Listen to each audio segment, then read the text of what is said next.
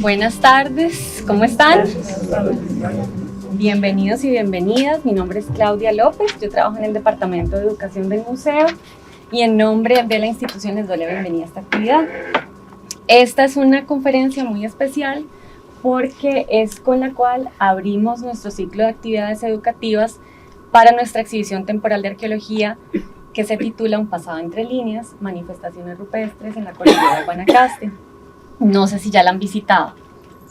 No, bueno, están invitadísimos a ver la muestra que estará abierta al público hasta mediados de este año más o menos. Bueno, antes de comenzar, quiero contarles un poco sobre nuestro invitado.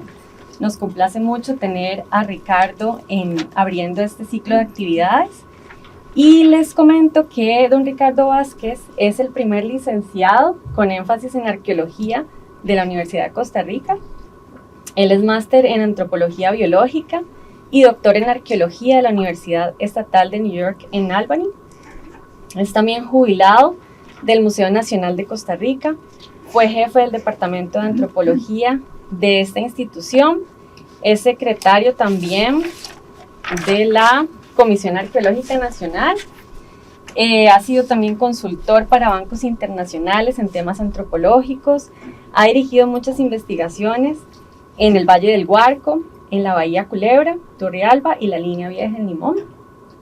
También tiene una larga experiencia en análisis de osteología humana y prácticas funerarias, y sus temas de interés han sido el cambio cultural por inmigraciones mesoamericanas a Guanacaste, la larga trayectoria con variaciones demográficas en Turrialba, el surgimiento de sitios monumentales en la Línea Vieja, la arqueología de la comunicación mediante vías terrestres y fluviales, y la genética antigua de los pueblos indígenas de Costa Rica. También tiene práctica docente de cursos en la Universidad de Costa Rica y en la Universidad de Albany, y ha brindado colaboración a las autoridades judiciales en arqueología forense. Tuvo a cargo trabajos específicos en contextos del contacto con los españoles, además de arqueología histórica en Turrialba, San Ramón, la Catedral Metropolitana de San José y la Isla del Coco. Así que bueno, como pueden ver, tenemos un invitado de lujo. Don Ricardo, muchísimas gracias por acompañarnos y por abrir este ciclo de actividades, y le cedo la palabra con mi profe.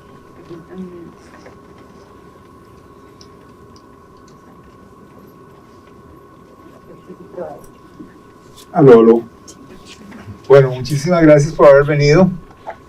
Esta noche quiero hablar sobre un hallazgo en particular. O sea, no vamos a hablar sobre muchos sitios arqueológicos o diferentes rasgos arqueológicos, digamos, de un sitio, sino en particular del hallazgo de un petroglifo, un solo petroglifo.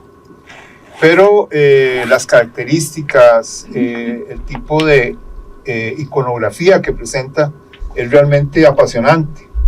Y además, este petroglifo está exhibido al público en la Casa Presidencial de Costa Rica. Entonces es muy interesante porque casi siempre que hay algún tipo de entrevista en el lobby de la Casa Presidencial, en la parte de atrás, digamos, se puede observar el petroglifo, ¿verdad? Y entonces, a mí me parece eso muy interesante porque quiero que ustedes tengan el criterio de si es una obra que merece ese sitial o todavía más sitial que ese, ¿verdad? Y si es una obra escultórica sobresaliente, realmente que podríamos ponerlo en el contexto de lo que sería la escultórica en un sentido histórico para el país, ¿verdad? Además de que este tipo de evidencia arqueológica, este tipo de artefactos existen por todo el país, pero realmente no existe un archivo centralizado. Hay algunos lugares, por ejemplo, que conozco, por ejemplo, en la Universidad de California, Los Ángeles, tienen un registro, que es como una biblioteca sobre arte rupestre, ¿verdad? De todo el mundo, por ejemplo. Pero nosotros podríamos tener una biblioteca de arte rupestre de Costa Rica, porque solamente, no sé si se dieron cuenta, las reacciones a a esta conferencia. Muchísimas personas presentaron fotografías que han tomado de petroglifos, ¿verdad?, en diferentes partes del país. Y digamos, si vamos a alguna actividad, podríamos perfectamente, teniendo el ojo agudo, identificar más petroglifos, ¿verdad?, y poder comunicarlos al Museo Nacional, que es lo que deberíamos de hacer. Pues bueno, esta charla se mueve entre arqueología, arte y también un poco de fisiología, ¿verdad? Y también, en parte, también biología, ¿verdad? Y todo esto, este petroglifo da para todo esto. Entonces, el trabajo fue publicado en la revista antropológica del Museo Nacional, que se llama Vínculos, y puede ser consultado en línea, entrando al sitio del Museo Nacional. Y en el sitio del Museo Nacional van a la parte donde está la biblioteca y salen todos los ejemplares de Vínculos publicados hasta la fecha. Entonces, en el Vínculos 33, ahí está el articulito sobre que constituye la base de esta presentación. El petroglifo proviene de lo que sería la falda este de la cordillera de Guanacaste, lo cual calza perfectamente con lo que es la exhibición que está presentando el Museo del Banco Central, los museos del Banco Central en este momento. Ahí pueden ver la ubicación, está equidistante entre Upala, la ubicación de hallazgo, equidistante entre Upala y Liberia, ¿verdad? Cerca de un pueblo que se llama Colonia Blanca, y es una zona realmente arqueológicamente muy poco conocida, ¿verdad? O sea, hay muy pocos estudios, y sin embargo, recientemente los museos del Banco Central, en colaboración con universidades e instituciones europeas, hicieron un primer estudio amplio sobre el arte rupestre de esta zona. O sea, que es una zona realmente muy rica en arte rupestre. Yo personalmente, digamos, en mi trabajo con el Museo Nacional me llevó a trabajar en 2 sitios de arte rupestre, además de este, ¿verdad? Uno en las faldas del volcán Orosí, y el otro en el cañón del río Colorado, justo en el paso hacia Curubandé. Entonces, muchos de ustedes probablemente se ubican en esa zona. Entonces, justo en el paso de Curubandé hay una serie de petroglifos extraordinarios, justo ahí, ¿verdad? En el cañón del río, que es de una roca sedimentaria. Entonces, eso lo había hecho más o menos al mismo tiempo, y ya posterior a este trabajo en este sitio del petroglifo de la Casa Presidencial, como lo llamamos, ¿verdad? Primero les voy a hablar sobre la ubicación del petroglifo y la relación con las lenguas indígenas conocidas, ¿verdad? Esto es bien interesante porque es un aspecto a tomar en cuenta, porque esta situación de lenguas indígenas conocidas se basa principalmente en datos de la colonia, ¿verdad? Muchos de ellos son datos de la colonia, y otros es porque todavía existen sobrevivientes de grupos indígenas que están en lo que creemos son sus territorios ancestrales, ¿verdad? Entonces, vean la ubicación del petroglifo, y está básicamente rodeado por, digamos, diferentes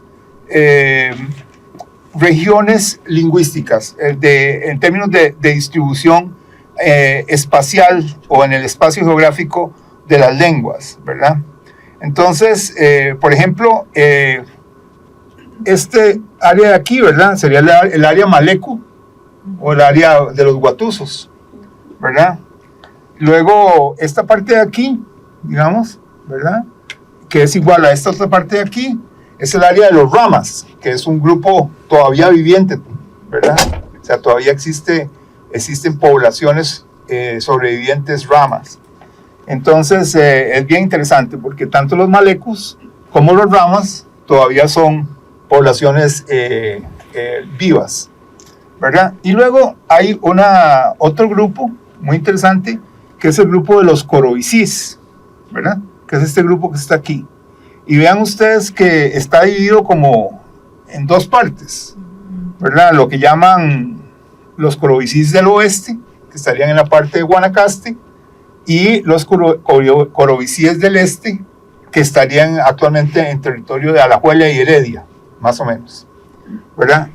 Estos corobicies sucumbieron, o sea, no sobrevivieron, pero están mencionados por los españoles en la famosa relación del Golfo de Nicoya de Gonzalo Fernández de Oviedo. Él hace un mapeo parecido a este, pero del Golfo, de la zona del Golfo. Y él dice que precisamente en esta zona, bueno, eso es una cuestión de una tautología, porque esto se basa en lo que él dijo, estarían ubicados los corobicies. Los corobicies es muy interesante, un grupo muy interesante que parece que tenemos una huella arqueológica clara, ¿verdad? Pero esa huella arqueológica nadie la ha datado al momento cercano al siglo XVI, ¿verdad? Sino que lo relacionamos más que todo con una huella arqueológica que sería aproximadamente entre 300 y 800 después de Cristo, que aquí le vamos a llamar la era común, ¿verdad? Después de la era común. Ok, entonces esta es la situación. Entonces el petroglifo está rodeado de toda esta información, ¿verdad? Pero ahí ubicado solito, ¿verdad? Esta zona de Colonia Blanca.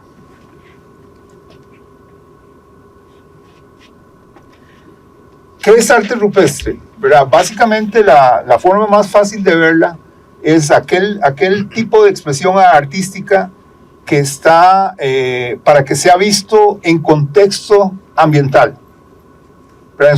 En su contexto ambiental. Entonces todos sabemos, por ejemplo, de las cuevas de Altamira, por ejemplo, ¿verdad? O conocemos, por ejemplo, el Monte Rushmore, ¿verdad? En los Estados Unidos, por ejemplo. Todos estos serían expresiones de arte rupestre en realidad, porque si llegamos al Monte Rushmore vamos a ver la escultura en proceso de Caballo Loco, ¿verdad?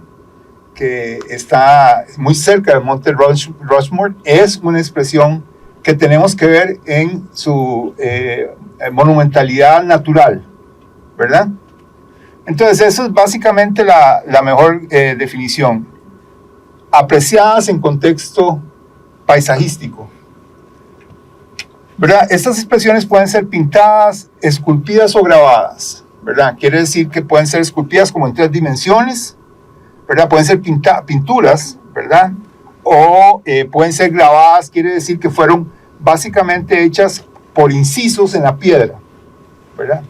En Costa Rica lo que más se encuentra son incisos en piedra, ¿verdad? Entonces fueron incisos hechos con otras piedras similares o un poco más duras, pasándolas varias veces, ¿verdad? Formando hendiduras, ¿verdad? Lineales, casi siempre. A veces no son siempre lineales, sino que algunas veces son pequeñas cuencas o pequeñas huequitos, ¿verdad? Hoyitos, no huecos, sino como hoyitos, ¿verdad? Y algunas pueden tener uso de varias técnicas, una combinación de técnicas, ¿verdad? En Costa Rica se han encontrado algunas que son grabados con pintura, pocas, pero ya han sido identificadas. Muchas de ellas en la zona, por ejemplo, de Bagaces, ¿verdad? En la zona también está hacia la zona de lo que es ahora los proyectos geotérmicos, esta zona de Guanacaste, han sido encontrados ahí. Y eso es porque han sido protegidos por cuestiones totalmente de la piedra, que forman, digamos, como si fueran aleros. La piedra sobresale y entonces la persona que los plasmó estaba como agachado, ¿verdad? En esa hendidura ahí, ¿verdad? Entonces ese alero en la piedra los protegió del sol, ¿verdad? Y los protegió también de de la radiación solar, entonces se puede ver todavía la pintura. ¿Okay? Hay algunos expresiones de arte rupestre que son de gran tamaño, ¿verdad? De gran tamaño. Por ejemplo, esto del Monte Rushmore sería una cosa que sería de ese tipo. Y, por ejemplo, las imágenes en el desierto en Nazca, Perú, ¿verdad? Las que todos sabemos que realmente solo se pueden apreciar desde lo alto, ¿verdad? Digamos como con un dron, por ejemplo, ¿verdad? Pero no estando parados en la superficie del terreno, no tanto. Y estas son muy interesantes, hay por todas partes del mundo, digamos, de estas que son, estos se le denomina geoglifos. Y también hay otra que es mucho menos frecuente, o tal vez es menos perceptible para la arqueología, que son lo que llamamos fitograbados, ¿verdad? O fitoglifos, y esos son hechos con vegetación, ¿verdad? Entonces se ha visto, por ejemplo, en Nueva Guinea, digamos, o en Amazonas, digamos, los pueblos de estas zonas, ellos graban los fustes de árboles, por ejemplo, y se ha visto que muchos son como indicaciones casi como de tipo de direccionalidad, como para tener puntos de referencia entre el bosque, etcétera, ¿verdad? Pero al mismo tiempo tienen todo un trasfondo también mitológico y etcétera, ¿verdad? En mi caso, yo tengo la teoría de que tenemos un fitoglifo en la falda del volcán Orosí, ¿verdad? Donde hay un sitio de petroglifos muy grande que está referido en exhibición, ¿verdad? El sitio se llama Pedregal, el sitio Pedregal. Y mi idea, mi hipótesis es que era un anuncio gigantesco, ¿verdad? Hecho a propósito para poderlo ver desde kilómetros de distancia. Entonces, por ejemplo, si uno va a la zona de la Bahía Culebra y ve hacia el volcán, ¿verdad? En este caso el Orosí, uno va a ver el billboard, ¿verdad? Como si fuera un anuncio inmenso, ¿verdad? En la cara del volcán, ¿verdad? ¿Cómo se hizo eso? Lo hicieron quemando repetidas veces a lo largo del tiempo la zona para eliminar el crecimiento forestal y dejar una sabana, ¿verdad? Entonces, los científicos, biólogos que han estudiado esta sabana han dicho que es una sabana antrópica, o sea que no hay razón para que no existieran árboles ahí. Tuvieron que ser gestionados, ¿verdad? Eso se llama ecología histórica. Tuvieron que tener una ecología histórica. Tuvieron que tener ser gestionados por los seres humanos para mantener esta sabana, ¿verdad? Y el sitio de petroglifos está en la mitad de la sabana y uno podría ver la forma. Lo interesante es si tiene una forma. Ya que lo cortaron, muy probablemente lo cortaron con un sentido artístico, ¿verdad?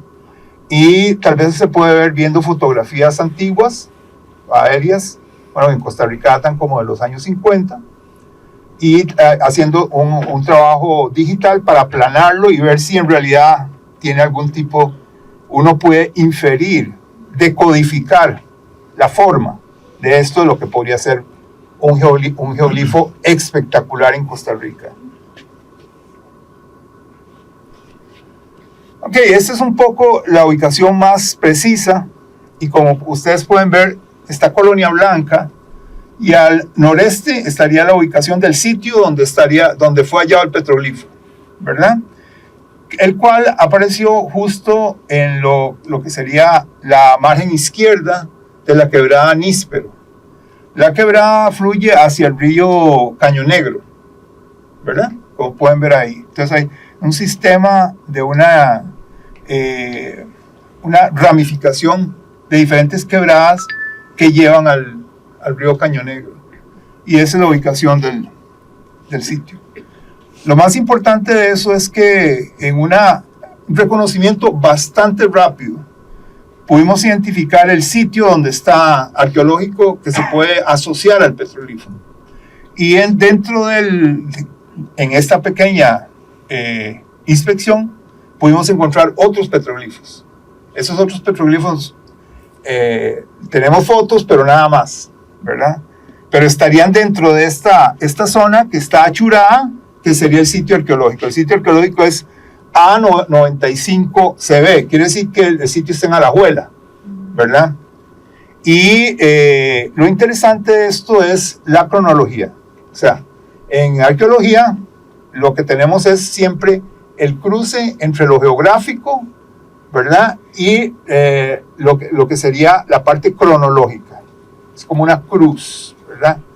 Y lo que queremos es encontrar ese punto de intersección, y en ese punto es donde ubicamos la cronología del sitio, ¿verdad? De un sitio en particular. Y esto nos da indicios de que el sitio podría ser de esta cronología, más o menos entre 300 y 800 de la era común, ¿verdad? Porque hay cerámica que vimos en este sitio que podemos asociar por estilos, por la forma de los artefactos cerámicos, por la decoración, ¿verdad? A esta 300-800 a partir de estudios previos, ¿verdad? Hechos previamente. Entonces, por asociación, ¿verdad? Entonces podemos ubicar la antigüedad del petroglifo. Aún así, estos petroglifos, su antigüedad es incierta, porque ellos pudieron imaginemos el panorama o el escenario de que el artista llegó, hizo el petroglifo mucho antes de que este sitio fuera ocupado, o mucho después de que el sitio fuera ocupado. Pero no podemos saberlo realmente. Una manera de verlo es si tenemos alguna iconografía, algún icono marcador. Por ejemplo, que tuviéramos la serpiente emplumada, ¿verdad? Que es de introducción mesoamericana. Ya nos daría como una especie de cota de relación, ¿verdad? Pero este tipo de una relación inferencial es de lo que vive, ¿verdad? Es como dicen, el arroz y los frijoles de la arqueología, ¿verdad? Son una serie de relaciones entre diferentes tipos de información, ¿verdad? Y para determinar y establecer algún tipo de criterio, si no estaríamos como en el aire, o sea, no podríamos decir nada realmente. Entonces sería como muy aburrida la conferencia. Pero entonces pensemos en estos 300-800 del área común como una probable datación del petroglifo. Entonces, la historia del petroglifo, desde que yo lo vi por primera vez, fue a partir de una denuncia al Museo Nacional en 1981 de don Rodrigo Carazo, el en ese momento presidente de la República. Y lo que hizo fue que en una gira, él hacía, en ese tiempo me dijeron que él hacía visita sorpresa, que era como que de repente él le decía a los edecanes, llévenme por este camino, ¿verdad? Nunca han andado por aquí. Entonces iban por ahí y lo encontraron puesto al lado del camino, Entonces, él cuando lo vio, a mí me parece, porque eso es como decir el punto crítico, ¿verdad? Él lo vio y dijo, no, esto es como espectacular, ¿verdad? Esto hay que salvarlo. Tal vez él partió del criterio de que todo lo patrimonial hay que salvarlo, ¿verdad? Entonces, es como decir, de una vez lo salvamos. Pero tal vez él lo vio y dijo, no, esto es muy particular, ¿verdad? Muy especial. Entonces, estaba al lado del camino y yo fui en ese momento con los edecanes de él. Me acuerdo muy bien porque íbamos en un Blazer, un carro Blazer, y ellos me dejaron manejar el carro. Entonces, yo iba como en el carro, digamos, básicamente, digamos, como en el carro del cuerpo de seguridad del presidente, y yo iba manejando, porque ellos estaban como muy cansados. Entonces yo manejé hasta Liberia. Y una cosa que digo yo fue como alucinante, porque en el radio sonaba y ellos hablaban y decían, ese es el carro del presidente. Y entonces todo el mundo ponía atención, ¿qué necesita? ¿Verdad? Y entonces uno de los decanes dijo, no, nada más que nos den el almuerzo. Entonces llegamos a Liberia y nos dieron el almuerzo en la comandancia. Y esa fue la experiencia. Llegamos al lugar donde estaba el petroglifo, ¿verdad? Al lado del camino, y se podía ver huella muy evidente del arrastre que hicieron de la piedra, que como ustedes vieron anteriormente, pesa como 1,5 toneladas. Entonces la arrastraron, ¿verdad?, con un tractor, ¿verdad?, con un tractor de oruga, un bulldozer. Y se podía ver perfectamente el paso del tractor hasta un punto al lado de la quebrada. Por eso sabemos que ese era el punto. Y posteriormente yo iba al sitio y con GPS he marcado la ubicación del sitio, ¿verdad?, y etcétera, ya a lo largo del tiempo, ¿verdad?, porque todavía se ve el paso del tractor. La última vez que fui fue indudable la que todavía se podía ver el trillo, digamos, donde habían corrido el petroglifo hasta la calle. Okay. Entonces les presento el petroglifo. O sea, ese es el bloque, ¿verdad? Es un bloque como de 1,60 m por 1,50 m, digamos, si lo vemos así, ¿verdad? Y pesa alrededor de 1,5 toneladas, quizá más o un poco menos, ¿verdad? Todo esto es bastante difícil de establecer, el peso es bastante difícil de establecer, ¿verdad? Y como ustedes pueden ver, él está en una pileta, ¿verdad?, en esta base, ¿verdad?, o pedestal especialmente construido para él, y está en una pileta y está enfrente de la oficina del presidente, ¿verdad? Entonces, este que está bordeado por las banderas en este momento es el segundo piso de la oficina del presidente. No sé si ustedes, me imagino que algunas veces ustedes han ido a la oficina del presidente. Entonces está la oficina del presidente a la derecha y a la izquierda está la sala donde se reúnen todos los ministros, que es como una gran mesota, ¿verdad? Entonces ahí se reúnen los ministros. Yo una vez, por otra cuestión arqueológica, tuve que ir a ver, en este caso era Luis Guillermo Solís, pero ¿verdad?, no importa. Entonces, ¿cómo se llama? El asunto está en que es realmente muy interesante, ¿verdad? Es muy, muy interesante, digamos, es como algo que se equipara a cosas que pueden estar en similar situación, como por ejemplo en Francia o en Inglaterra o ¿cómo se llama?, en la casa del primer ministro de Inglaterra o algo así, ¿verdad? Que son como cosas que realmente son el patrimonio, ¿verdad?, del país, de la nación, ¿verdad? Entonces, por dicha, en este caso es un petroglifo precolombino, pero muy, muy interesante. Ahora vamos a ver por qué. El petroglifo tiene esta cara, ¿verdad?, que yo supongo que es una cara humana, en mi opinión. Pero si algo a ustedes no les parece humana, cambia totalmente mi esquema interpretativo. Es como decir, borrón y cuenta nueva, no sirve. No es que no sirve, pero no me convence, ¿verdad? No me convence. Pero creo que es una cara humana y tiene básicamente todos los rasgos y está como frunciendo el ceño y con los ojos muy abiertos, ¿verdad? También se puede ver que la nariz está como un poco como muy bien mostrada, para decirlo.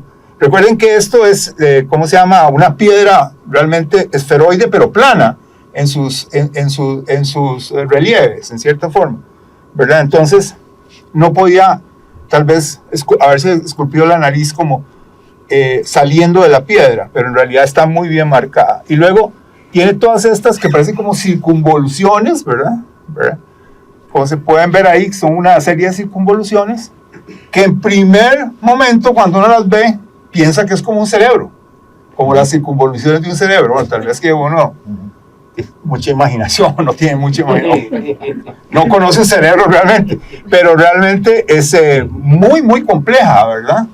Y los incisos en la piedra son muy profundos. Eso es una cosa muy, muy importante, porque no muchos petroglifos precolombinos de Costa Rica tienen esta particularidad de estar tan bien marcados, también tan profundamente marcados. Eso nos lleva, en cierta forma, a ver el objeto y el trabajo, digamos, el trabajo, y algunos de ustedes que son artistas, el trabajo que está involucrado, ¿verdad?, en la obra artística. Okay. La piedra es una andesita, que es una piedra volcánica. Ok, entonces, lo que hicimos fue dibujarla en plano. Es como agarrar lo que es esferoide y aplanarlo, evidentemente. Pero es la única manera de hacerlo, porque de otra manera lo hubiéramos tenido que hacer con algún tipo de escaneo digital, pero no existía en el momento en que lo hicimos. O sea, no teníamos a disposición eso. Pero es un trabajo que perfectamente se puede hacer. O sea, se pueden aplicar otras técnicas, digamos, de una tecnología más sofisticada. Pero bueno, vemos el dibujo. Y en el dibujo lo que se ve básicamente es como un torrente, ¿verdad? Entonces, si nos ponemos a pensar, se ve como un torrente y uno dice, estaba a la par de una quebrada, ¿verdad? Es interesante, es como un torrente. Por otra parte, parecería como si fuera humo, ¿verdad?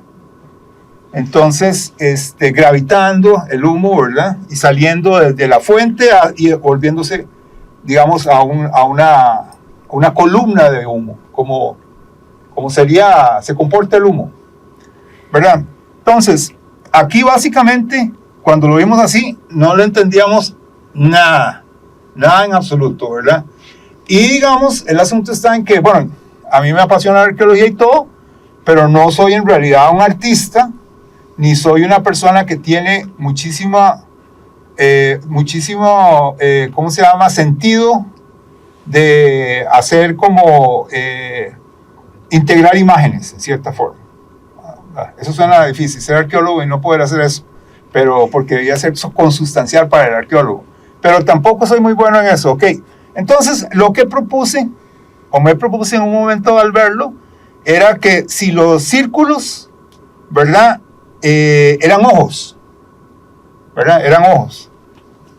Entonces, a lo que llegamos fue a esto. Se pueden ver que, digamos, hay círculos, ¿verdad? Que están formando como ojos, como serían ojos, ¿verdad? Y estos círculos, en realidad, lo que me pareció es que eran pájaros.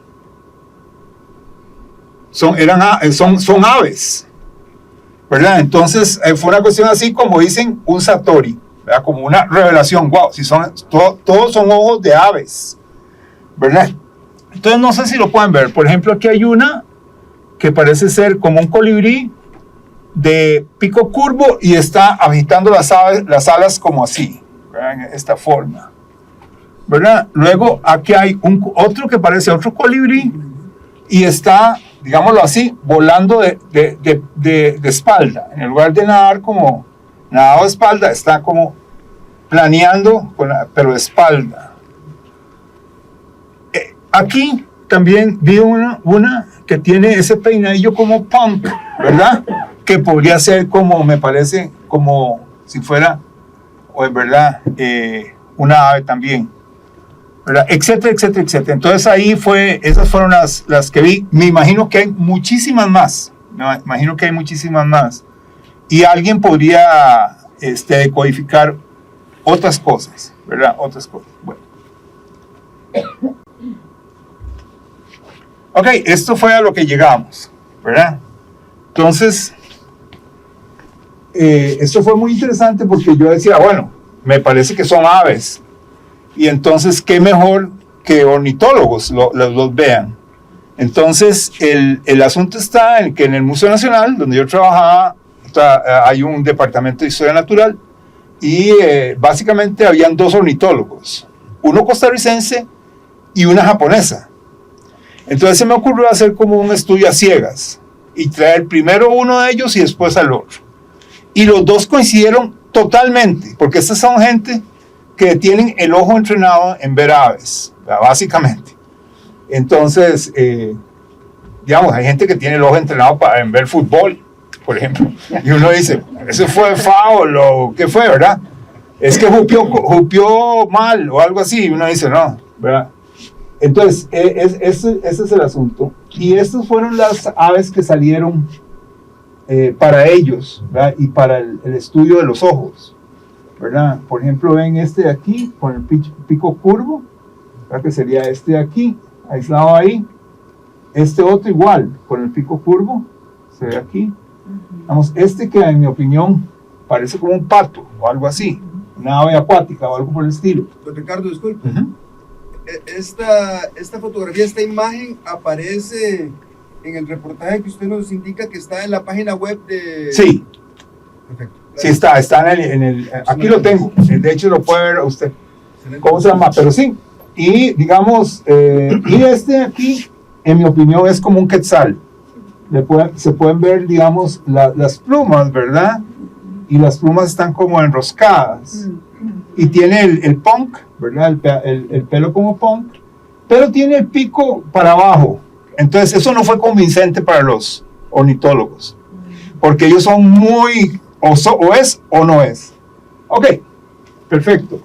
En esa actitud de es o no es, entonces llegamos a esto, ¿verdad? Estos son nada más 3 para que ustedes vean.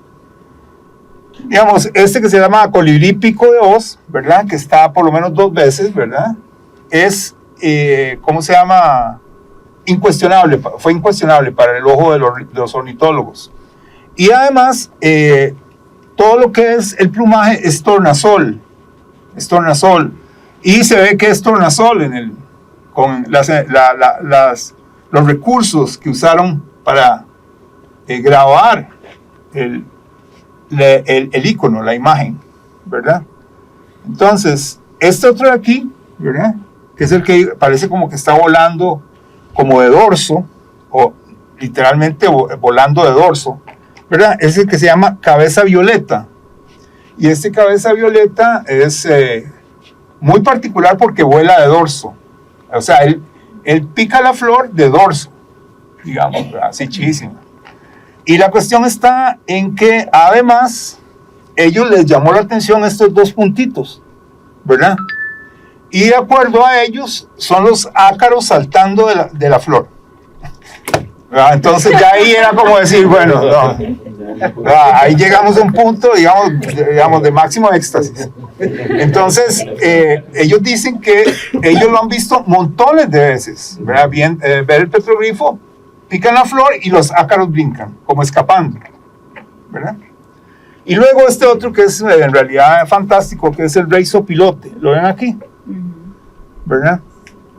El rey sopilote, ¿dónde es que está? Allá, en aquella parte de allá, ¿verdad? Está aquí. Lo que pasa es que está volteado, pero es este de aquí, ¿lo ven? Entonces, ese rey sopilote tiene ese gorguero, ¿verdad? Entonces, tiene todos los atributos. Para ellos fue incuestionable. O sea, ¿verdad? Ok, perfecto. Pero entonces, ¿qué es? ¿Verdad? Porque tenemos la cara arrugada, los pájaros en la cabeza, ¿verdad? Porque recuerden que pájaros en la cabeza puede ser muy peyorativo, porque es cuando uno le dice a alguien que uno no le es que vos tenés pájaros en la cabeza, es como decir que no, ¿verdad? O sea, que siempre andas como volando, ¿verdad?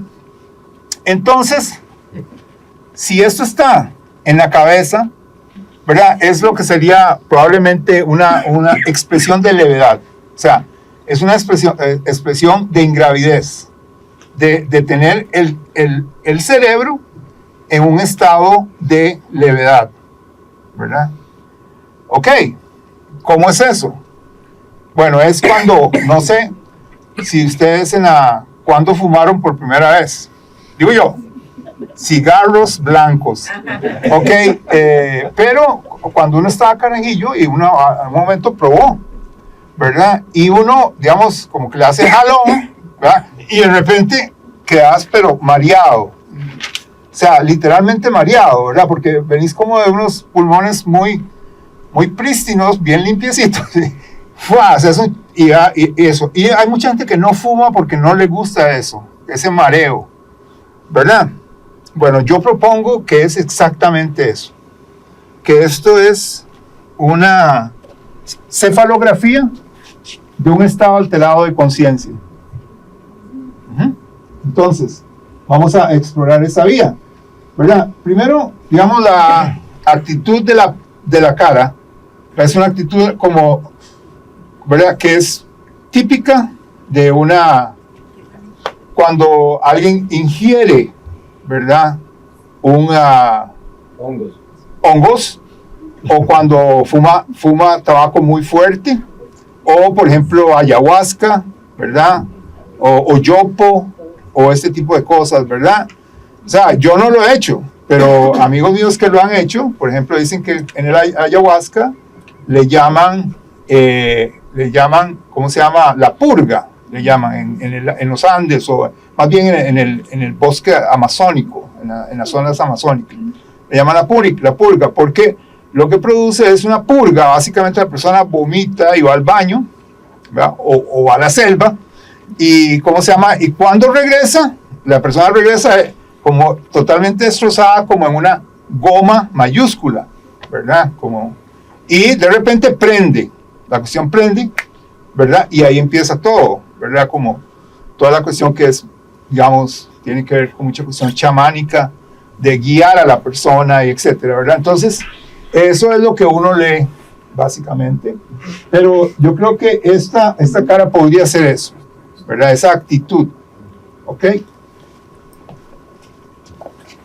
Entonces, lo que estamos viendo ahí es una pictografía de una sensación, ¿verdad? De una sensación fisiológica, ¿verdad? Bueno. Ok, eso, digamos, no sorprendería, porque, por ejemplo, estos 3 artefactos, yo tuve la oportunidad de participar en el proyecto donde se hallaron. Ellos vienen de un sitio en Turrialba, cerca de la Suiza de Turrialba. El lugar se llama Canadá, en particular. Y están decorados, ¿verdad?, con estilos que los ubica en esta antigüedad, entre 300 antes del Era Común y 300 después, ¿verdad? Y de hecho, la pipa fue allá dentro de la escudilla A. Ella fue allá, probablemente fue, o sea, estamos bastante seguros de que fue puesta en una tumba, ¿verdad? Como una ofrenda, y al dejarla para la posteridad, pusieron la pipa adentro de la escudilla, ¿verdad? Entonces, vean ustedes que, bueno, la pipa tiene una cazoleta muy grande, ¿verdad? Véanlo aquí o sea, básicamente la cazoleta es como ese tamaño, ¿verdad? Muy bien. Entonces, existe como evidencia precolombina de que había uso de, ¿cómo se llama?, de enervantes, ¿verdad? En alguna forma, ¿verdad? Porque cualquier cigarro que fumamos, que viene en un paquete, es un enervante, ¿verdad? La persona inmediatamente ya tiene otras cuestiones que son medibles fisiológicamente, etcétera, ¿verdad? Entonces, y estos otros son muy interesantes porque son inhaladores, bueno, pipas e inhaladores. Entonces, esos son, aquí fue que la persona que tomó la foto como que le pareció interesante y los puso como si fueran como, no sé, como robots o algo por el estilo, ¿verdad? Pero está interesante, ¿verdad? Pero estos serían los tubos de inhalación, ¿verdad? La cazoleta, y fue matada. O sea, que antes, una vez enterrada a la persona, lo perforaron, ¿verdad? Ritualmente. ¿Ok?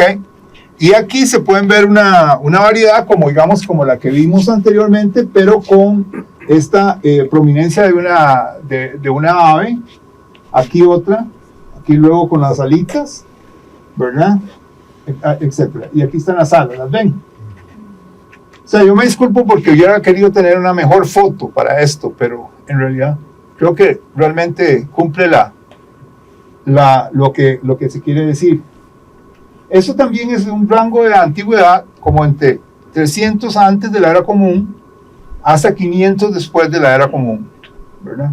Por los estilos de pintura, de decoración, ¿verdad? Principalmente, que son casi que para los arqueólogos nacionales son como prácticamente, están muy familiarizados con este tipo de decoración. ¿Ok? Entonces, levedad, uso de narcóticos, ¿verdad? Y aves en la cabeza, ¿verdad? Ok, entonces vamos a una cuestión más arqueológica. Ok, justo antes de entrar me preguntaron si habían evidencias, digamos, de cosas como cacao, como evidencias directas, como cacao o tabaco, ¿verdad? Porque esto es bien interesante. Hay representaciones artísticas, pero digamos lo que necesitaríamos tener es la evidencia floral, la evidencia botánica, de que en un contexto arqueológico de determinada antigüedad estuvo presente esos tipos de plantas, digamos, o semillas, o polen, ¿verdad? O fitolitos, etcétera, lo que le llaman microfósiles. Ok, esa es una investigación que se llevó a cabo en un sitio a 4 kilómetros al este de Tilarán, ¿verdad? Y lo que se encontró fue una pequeña casa de 3.500 a 3.700 años de antigüedad. Eso pone esta casa entre las casas más antiguas encontradas en Costa Rica y de las más antiguas, y no las más antiguas, fuera de Costa Rica, en todo lo que sería la parte, digamos, de Centroamérica, ¿verdad? Y hay alguna gente que dice que para México también sería muy temprana o más temprana que cualquiera de las encontradas en México, ¿verdad? Perdón, ¿cuál era la época? Sí, la época es 3.500 años, hace 3.500 años, o sea, 3.500 años en el pasado. Entonces, esto es bien interesante porque se encontró buscando un trillo precolombino. Entonces, el trillo precolombino estaba en una gradiente del terreno, ¿verdad? Ahí quedó grabado el trillo precolombino. Y le hicieron una investigación para ver si era precolombino, si era precolombino y de qué antigüedad. Eso no se da para otra exposición. Pero en este proceso, ¿verdad? Encontraron cosas que parecían domésticas. Y era la primera vez que en un trillo de este tipo que se encontraban cosas domésticas, como por ejemplo piedras para calentar agua. O sea, ellos en este lugar y en muchos lugares en Costa Rica no calentaban, digamos, poniendo brasas debajo de los recipientes, sino que ellos calentaban piedras y las tiraban en los recipientes. Se han hecho estudios físicos y el calentamiento es más eficiente si se hace de esta manera. Entonces, no sé si, o sea, ponen las piedras en las brasas, la agarran con 2 palos, digámoslo así, y la tiran en el agua, y el agua huye inmediatamente. Entonces, estas piedras las rehusaban y las rehusaban y las rehusaban, ¿verdad? Y eso fue lo que encontraron. Encontraron también algunos artefactos de lítica de piedra que habían sido modelados por percusión. Entonces decidieron hacer esta operación aquí y encontraron 4 moldes de postes, ¿verdad? Y luego fuimos a trabajar para ver si podíamos encontrar toda la casa. Y después de una cuestión así como increíble, porque llovió, fue dificilísimo el trabajo de campo. No sé si los pueden ver aquí, pero aquí hay uno, ¿lo ven? Donde se pueden ver los moldes. Veamos cómo están puestos aquí, ¿verdad? La casa era súper pequeña, 4 metros 15 promedio de diámetro. Perdón, Ricardo, ¿qué significa el molde de poste? Así, el molde de poste es donde pusieron el horcón, después el horcón se pudrió o lo sacaron, y entonces el interior, la oquedad del poste se llenó de tierra diferente, o al podrirse, ¿verdad? Entonces produjo una condición química diferente que es diferenciable por color y textura. Entonces cuando vamos como excavando, ¿verdad? Se puede ver perfectamente circular. Ok, y alguien dice, no, pero eso es como una raíz, ¿verdad? O algo así. Bueno, perfecto. Entonces se sigue excavando y aparece otro. Y aparece otro. Y aparece otro, ¿verdad? Y de repente alguien dice, mira, están en círculo. Esa es como la famosa rutina del trabajo arqueológico, que alguien dice, están en círculo, ¿verdad? Entonces ya uno dice, ok, mira, y uno va como siguiendo y empieza a encontrar más, ¿verdad? En este caso, ves aquí, son creo 17, ¿verdad? 17 y un fogón. Esta aquí ven que tiene postes que son de emparejados. Esta es donde estaba la entradita, ¿verdad? Entonces era como un pequeño techito. Exactamente. Y aquí esta parte era como una bajadita que ellos excavaron para que el agua no entrara a la casa, Entonces hicieron como una gradita, ¿verdad? Para desviar el agua. Ok, perfecto. Muy bien. Entonces, en la parte oeste, como en esta zona de aquí, de este rasgo cultural 2 que creemos ser un fogón, ¿verdad? Se encontraron 2 semillas de tabaco, ¿verdad? Entonces, eso es extraordinario, porque lo que hubo que hacer, hay varias cosas que tienen que conjugarse. Primero, la excavación. Entonces, hay que ir excavando y recogiendo muestras. Excavando y recogiendo muestras, ¿verdad? Se me olvidó, voy a echar marcha atrás. Vean, la casa está cubierta por 7 erupciones del volcán Arenal, todas del Arenal. Entonces pueden ver aquí, mira, por ejemplo, aquí hay una erupción, aquí hay otra, ¿sabes? Aquí hay otra, ¿verdad? Y las que son oscuras son paleosuelos, es cuando el ambiente se recobró y ya hubo bosque otra vez y los árboles empezaron a botar hojas y etcétera, empezó a formar un suelo orgánico. Entonces, si uno las cuenta, son 7 erupciones. Y la más de arriba, que de hecho no está visible aquí, pero está un poquito casi al nivel de la superficie, fue en 1600. O sea que los españoles ya estaban en el territorio del sur de Centroamérica cuando ocurrió. Esa se caracteriza porque tiene mucha piedra poma. Entonces, las personas que saben de esto, que se llaman tefras, ¿verdad? O sea, ellos prácticamente pueden reconocer la erupción, ¿verdad? De hecho, hay erupciones que no se ven porque el viento las dispersó, ¿verdad? Cosas así. Y esto está un poco largo del Arenal. Entonces también depende de la distancia con el foco de eyección de las cenizas. ¿Ok? Entonces, bueno, eso es lo que quería ver. Entonces es realmente un panorama muy, muy interesante y muy profundo, muy difícil de excavar, ¿verdad? Porque hay que ir llevando todo, ¿cómo se llama? Hay que irlo llevando todo geométricamente preciso, ¿verdad? Para ir bajando. Y lo interesante es que algunos de los que estábamos ahí teníamos una votación de que si íbamos a llegar a la casa o no, porque puede ser que estábamos como corridos. Entonces quizá hubiéramos podido ver nada muy, muy, muy parcialmente la casa. Pero después de todo el trabajo, ¿verdad? Llegamos precisamente a la casa, con toda precisión. Bueno. Profe, disculpe. Sí. Entonces, ustedes encontraron las huellas de los postes de forma circular de la cabaña que está en la siguiente fotografía. Sí. Y usted dice que tenían una rampa en la entrada. Sí. Yo he notado... No una rampa. No, este techito que está aquí, ¿lo ves? ¿El alero? Ese alero. Entonces lo que se veía era este poste y este poste. ¿Ves? Estos 2 postes. Sí, sí.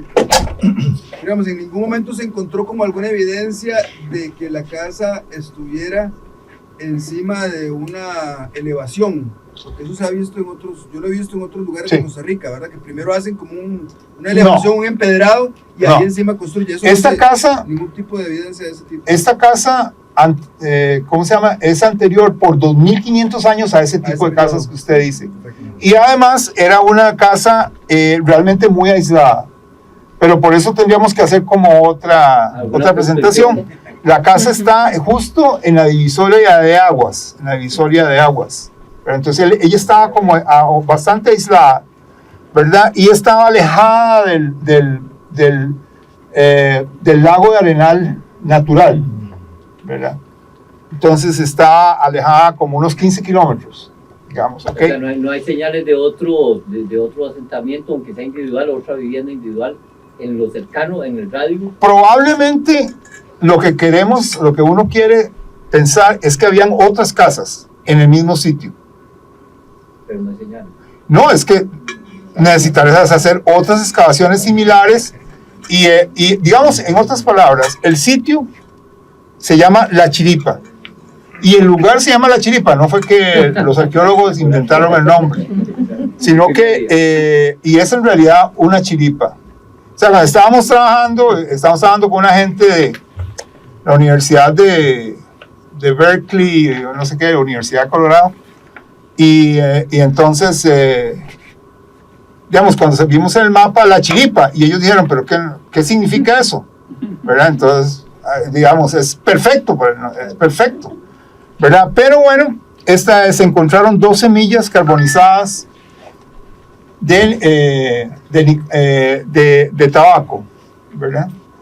¿Por qué esas especies? Porque, digamos, no se sabe exactamente qué tipo de tabaco era, porque la semilla, según ellos, según la paleobotánica, son muy características del tabaco, son muy características, ¿verdad? Pero, digamos, hay 50 variedades de tabaco identificadas. Entonces, muy difícil saber qué especie de tabaco era, pero era tabaco. La otra cosa es que es muy difícil identificar si era tabaco silvestre o tabaco domesticado, pero está dentro de la casa y a la par del fogón. Entonces ahí vemos esta cuestión que les decía de la arqueología, que lo movemos en una serie de comparaciones, como una especie de triangulación de información, ¿verdad? Entonces, digamos, si lo hubiéramos encontrado afuera de la casa, digamos como, wow, como dicen, qué aburrido. Pero si está en ese contexto es diferente, ¿ok? Profesor, ¿Mm? ¿cómo digo que se llamaba el tipo de tierra que... Caído por ceniza. pero donde el bosque en algún momento... Se llama paleosuelo. Gracias. Paleosuelo. Y las cenizas, las caídas de cenizas, el nombre técnico es tefras. Tefras. Entonces, el asunto está en que, perfecto, para esto hubo que ir llevando una recolección de muestras muy cuidadosa, y luego el análisis tiene que hacerse en un laboratorio que no existe en Costa Rica. Entonces, eso se hizo en la Universidad de Berkeley, y es un instituto para estudios de paleoarqueología. Entonces, ellos tienen absolutamente toda la biblioteca digital, ¿verdad? La biblioteca digital para identificar básicamente un montón de cosas. Por ejemplo, y me estoy metiendo en otra parte, pero tal vez a ustedes les interesa. Por ejemplo, cuando hacemos trabajos aquí en Costa Rica, encontramos, o sea, es un indicio de que estamos cerca de una área doméstica en una excavación, es que hay mucho carbón, ¿verdad? Porque estaban dispersando el carbón a los fogones, los estaban limpiando, ese tipo de cosas, ¿verdad? Y encontramos carbón, y entonces uno pone en el registro, pone carbón vegetal, ¿verdad? Carbón vegetal. Perfecto, ellos toman el carbón y ven las fibras del carbón y pueden identificar la especie. Entonces ellos pueden decir, bueno, esto viene, por ejemplo, de un higuerón. Okay. Perdón, pueden identificar que es un higuerón, ¿verdad? Que viene de un higuerón. Y después la ven y pueden identificar si viene de las ramas del higuerón, del fuste del higuerón o de la raíz del higuerón, ¿verdad? Entonces, pero necesitan tener todos estos microscopios y toda la comparación digital, porque todo lo hacen ahora digitalmente y pueden parear la información inmediatamente, ¿verdad? Pueden buscar, digamos, en la biblioteca a qué corresponde. No son como un montón de, digamos, es como ahora que alguien dice, bueno, ¿quieres conocer a mis nietos? Y uno saca el teléfono y hace, y ahí está el nietito aquí haciendo allá y llorando y todo, ¿verdad? Antes lo que tenía uno era un librito. Entonces iba con el librito, ¿verdad? Página por página. En este caso, digamos, ellos pueden hacer esa comparación muy rápido por las computadoras. El otro dato, digamos, es que el tabaco se ha identificado desde hace 12,000 años en América. O sea, básicamente es en la época de los grupos Clovis, ¿verdad? Cuando se cree que hubo una colonización humana por Bering, por el estrecho de Bering que estaba sin agua, estaba seco. Es más o menos, básicamente toda la historia, o gran parte de la historia humana que conocemos para América, ya había tabaco. Ok, entonces las conclusiones. La antigüedad del petroglifo siempre va a ser especulativa, siempre va a ser especulativa, pero el mejor, digámoslo, la mejor opción que tenemos es asociarla a 300 a 800 de la era cristiana. ¿Ok? Entonces, la distribución el punto de hallazgo del petroglifo está rodeado de estos territorios étnicos, ¿verdad? Llamémoslo de alguna manera, ¿verdad? Que en realidad se extrapolan por la lingüística, ¿verdad? Se extrapolan por la lingüística y tienen sus bases de información, muchos de ellos porque los grupos sobreviven o porque fueron mencionados por los españoles temprano en el siglo XVI, siglo XVII. ¿Sí? Sí, perdón. Es que usted menciona sobre lenguas. Sí. Y entonces ellos no se entendían unos entre otros. No sé si es posible que hubiera ahí gente que podía captar a... Realmente su pregunta es excelente. Digamos, podemos echar un poquito marcha atrás. ¿Cuál es la pregunta? O sea, que si se podían entender entre ellos. Todas estas lenguas son de una sola familia lingüística, ¿verdad? Eso le llaman la estirpe chibcha, ¿verdad? Entonces, no es por los chibchas de Colombia, sino porque los chibchas de Colombia fueron los primeros identificados, o sea, cuya lengua fue estudiada, la gramática, la fonética, la sintaxis, la estructura. Fue la primera. Y entonces extrapolaron el término chibcha para todos estos grupos que van desde el sur de Honduras hasta el norte de Colombia. Entonces le llamamos la estirpe chibcha. Todos estos grupos, todas estas lenguas y otras, por ejemplo también, el huetar, ¿cómo decirte? Por ejemplo, grupos como por ejemplo... Noves son chibchas. Los noves, digamos por ejemplo los bribris, los cabécares, etcétera, son chibchas, de la familia chibcha. Entonces, todos estamos claros que es una familia, ¿verdad? Entonces, la familia es todos aquellos como que nos parecemos, ¿verdad? Y entonces los lingüistas hacen un estudio de una cosa que se llaman cognados, que son términos usuales en las lenguas, por ejemplo, sol, digamos, por ejemplo, agua, casa, etcétera, ese tipo de términos. Y ellos ven que son parecidos, que han habido transformaciones, pero vienen como de un vocablo antiguo. Entonces, por ejemplo, el vocablo de casa para estas lenguas que no se entienden entre sí, el vocablo antiguo estaba en la lengua ancestral.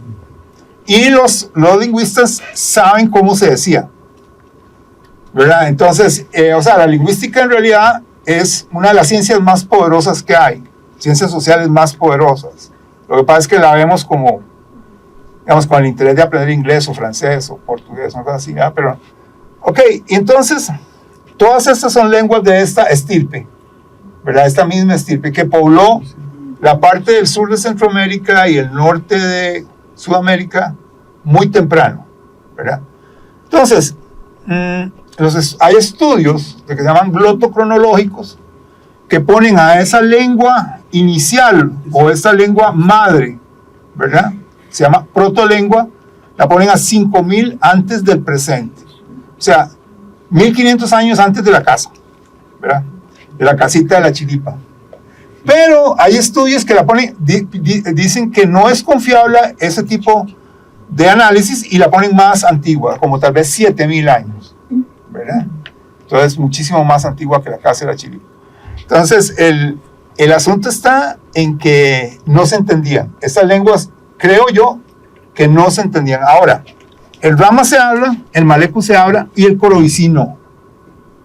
Entonces, no podemos saber si el corobicí se entendía con el malecu y el corobicí se entendía con el rama. Lo que sí podemos saber es que malecu y rama no se entienden entre ellos. No solo las lenguas.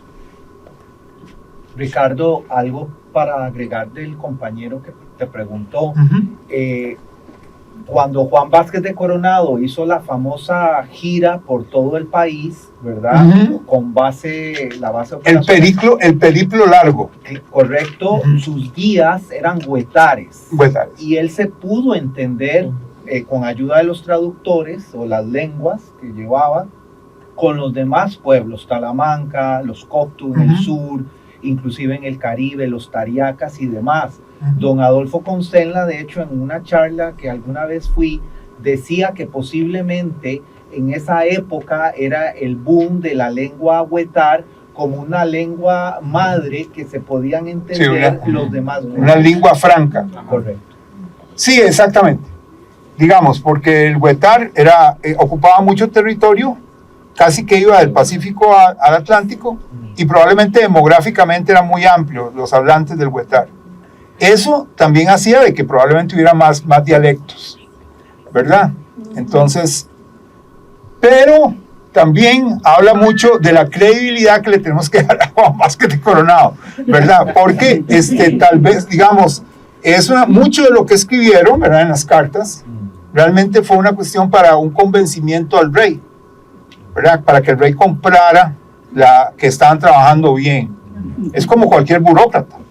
O sea, cuando vimos a Amelia Rueda y sale el viceministro no sé cuánto, a él lo mandan como para dar excusas sobre una cosa que no se está haciendo, pero haciéndolo de una manera muy política. Entonces, esas son las cartas, ¿verdad? Y el periplo largo sí ha sido muy criticado, ¿verdad? Porque Vázquez de Coronado indica la presencia de ¿cómo se llama?, placeres de oro amplísimos, ¿verdad?, en el río La Estrella. Y ningún geólogo, ni en el siglo XIX, ni en el siglo XX, ni en el XXI, ha encontrado esos placeres. Era pirita, ¿verdad? Pero él dice que era oro y que tuvo que dividirlo en parcelas para que la gente de la expedición de él no se pelearan entre ellos, ¿verdad? Pero es bien interesante. Profe, pero es que, digamos, Costa Rica era muy pequeño.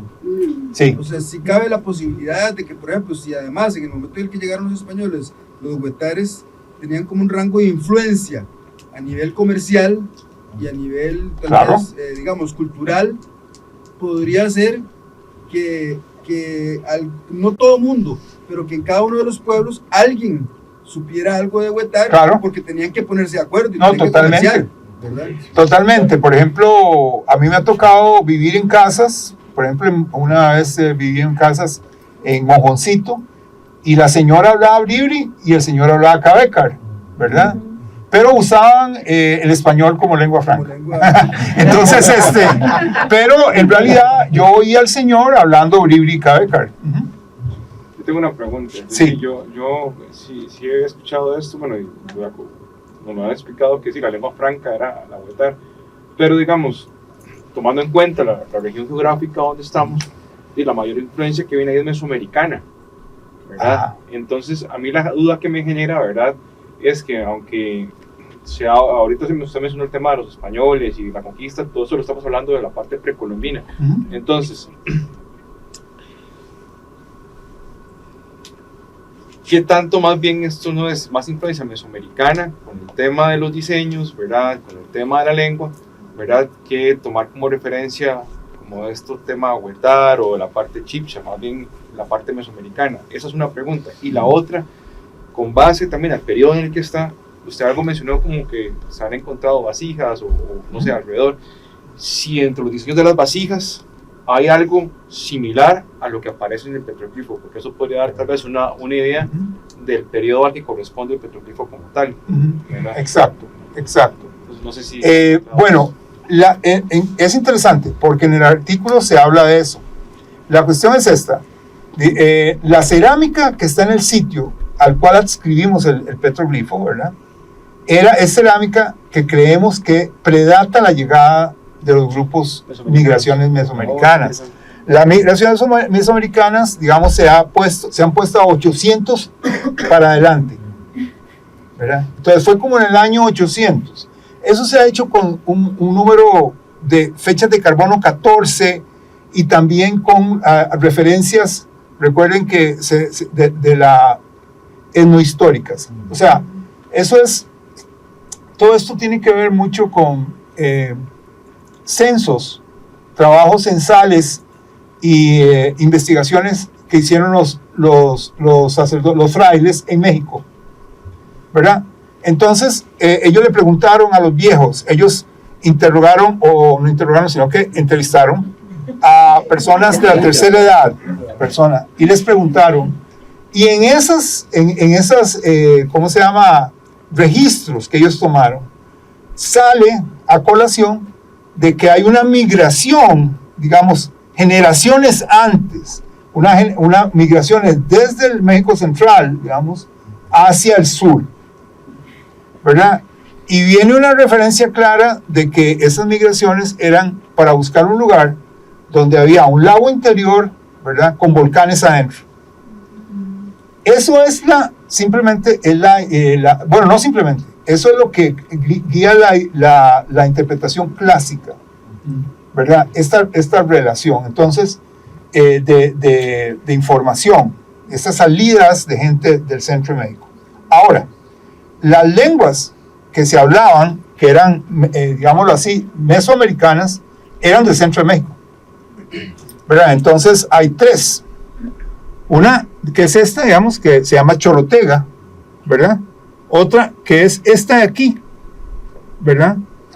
¿Se van a ver? Sí, esta de aquí se llama Nicarao, ¿verdad? Se llama pipil, ¿verdad? Que se habla todavía en El Salvador. Y hay otra que no está indicada por acá que se llama subtiaba, que está en Nicaragua. Entonces, hubieron migrantes de estos tres grupos, ¿verdad? Pero en la fecha que le estamos asignando al sitio del petroglifo no habían llegado. No habían llegado en migraciones poblacionales. Sí habían habido interacciones con Mesoamérica, pero no se habían asentado poblaciones completas, ¿verdad? De estos grupos mesoamericanos. Ok, y la otra cosa de los motivos decorativos. Perfecto. Habían dicho eso, debido a esas culturas tenían mucha influencia con las cuestiones astronómicas. Los puntos en donde se encuentran los que llama usted ojos, ¿no pudiera ser algún tipo de constelación que estuvieran referente para poder entender que en algún punto, cuando coincidan con eso, debido a la forma circular, coincidieran con alguna constelación? Creo que no, porque, digamos, tendríamos que tener una evidencia de otro tipo, ¿verdad? Hay algunos petroglifos que sí muestran como lo que podrían ser formas poligonales y cosas que la gente ha identificado como mapas de asentamientos. Entonces, por ejemplo, viene como entonces la gente dice, esto es como una ruta, ¿verdad? Una ruta, y un huequito es un asentamiento, ¿verdad? O es una forma de un asentamiento, cómo estaba distribuido, como una especie de un mapa de una ciudad, ¿verdad? O de una aldea. Pero en este caso creo que la evidencia aviar es bastante convincente, pero perfectamente, digamos, habrían otras formas de tomar los datos. Okay. Ahora que mencionan eso, porque habían ojos separados digamos, ahí como en las esquinas, como en algunas partes hay unos ojos separados. Sí, claro. Digamos, hay otros, por ejemplo, que son, ¿cómo se llama? Por ejemplo, digamos, como vos decís. No, más arriba. O este. No, más arriba, digamos, como superior izquierdo. Superior, ahí donde tiene el dedo, suba. Este de aquí. No suba más. Hay un ojo suelto, Ricardo, arriba, un ojito. Este de aquí. Eso, y lo de la esquina. No sé. Es un ojo suelto. Pero no creo que tal vez no es un ojo, ¿verdad? No sé si es una semilla o algo, etcétera, ¿verdad? Pero como te digo, vean, por ejemplo, digamos, aquí hay uno, ¿verdad? Y tiene pico, ¿lo ves? Sí. ¿Verdad? Entonces, los que estoy mostrando aquí son los que calzan con identificaciones ornitológicas. Digamos, definitivamente tienen que haber, y en el artículo se lo recomiendo que lo lean porque dice que pueden haber otro montón de interpretaciones y mucho más, y otras imágenes que no se han decodificado, ¿verdad? Sin embargo, digamos, el interés es hablar de aquellas imágenes que tienen alta presunción de que son aves. Ricardo, yo tengo 4 preguntas, perdón que me exceda. Sí. La primera es, bueno, además porque siempre he querido hablar con vos de este artículo en particular. La primera es, si las aves que vos identificás calzan geográficamente, digamos, con la zona norte. O sea, si los colibríes se ubican digamos, en la zona norte o si se ubican en otro espacio. La segunda es si cuando has vuelto al sitio has excavado, digamos, o has identificado algún otro tipo de evidencia material que te permita corroborar, digamos, el contexto particular donde está este petrograbado. La tercera es qué tipo de evidencia, aparte de la paleobotánica, encontraron en la chiripa. Y la cuarta es si encontraron alguna evidencia material que nos permita hablar del consumo del tabaco propiamente, porque una cosa es que esté adentro, ¿verdad? Pero la forma de consumo es otra cosa. Y cuarto, y quinto, más bien, hay algunos inhaladores y pipas que se han identificado para la región Gran Nicoya, que tienen otras representaciones de mamíferos, como armadillos, ¿verdad? Entonces, también como eso calza, digamos, dentro de tu interpretación o no interpretación del uso de este tipo de artefactos, o posible uso de este tipo de artefactos, como medio para alterar la conciencia. Bueno, yendo de atrás para adelante, como dice Carevic en las entrevistas de la Liga Deportiva Alajuelense, el asunto está en que el asunto está, digamos, en que los colibríes, y vos lo sabés, y los opilotes son aves que tienen un sitial muy importante en la mitología indígena de Talamanca, ¿verdad? Porque en Talamanca es donde hay más registros mitológicos, o sea, más personas que han hablado sobre mitos que sus padres y abuelos les habían contado, ¿verdad? Entonces, estos colibríes por ejemplo, y las reyes opilotes son mediadores, ¿verdad? Y son mediadores, ¿por qué? Porque tienen vuelos muy particulares. Digamos, los colibríes son extremadamente ágiles en el vuelo, tal vez los más ágiles en nuestro planeta para volar. ¿Y cómo se llama? ¿Cómo se llama? Sopilotes, ¿verdad? Y vuelan muy alto y usan las masas de aire caliente. Entonces, eso podría evocar a la persona que, digamos, ¿cómo se llama? Esculpió el petroglifo, ¿verdad? Grabó el petroglifo para incorporar estas especies. Ok, entonces, la otra pregunta que vos decís sobre, digamos, de cómo encontrar restos, por ejemplo, químicos, tendría que ser como, digamos, como con esqueletos, pero nunca, o sea, se podría hacer, ¿verdad? Se podría hacer y saber, digamos, cuál es el ingrediente activo. Ok, lo más importante tal vez de esa pregunta es que, de esta en particular de las 5, es que, digamos, el ingrediente activo, ¿verdad? El componente activo, ¿verdad? Pudo ser muy variado, no necesariamente tabaco. En mi opinión, tabaco bastaría. Solo tabaco bastaría para ese tipo de sensación y ese tipo de efecto narcótico. Solo el tabaco. Pero se ha visto, probablemente vos lo has investigado, hay por lo menos 100 psicoactivos que pudieron ser fumados, ¿verdad? Que pudieron ser fumados, ¿verdad? ¿Verdad? Entonces hay por lo menos 100 psicoactivos que se han identificado como fumables y que causan algún tipo de sensación narcótica. La otra cosa es que como por ejemplo, hay algunos psicoactivos que requieren ser mezclados con otras plantas para que tengan un efecto, ¿verdad? Por ejemplo, hay ayahuasca, ¿verdad? Entonces, es una interpretación más compleja. ¿Y por qué más compleja? Porque el tabaco ha sido identificado en la etnología y en los grupos costarricenses, pero no la ayahuasca, ¿verdad? No hay yagé, no hay ayahuasca, no hay yopo, no hay, ¿verdad? Entonces, puede ser que hubo, porque digamos, es como si, bueno, no hay en esos registros, pero digamos, en la longitud de la historia precolombina, sí, tal vez sí hubo. Bueno, perfecto. Por eso yo creo que bastaría tabaco.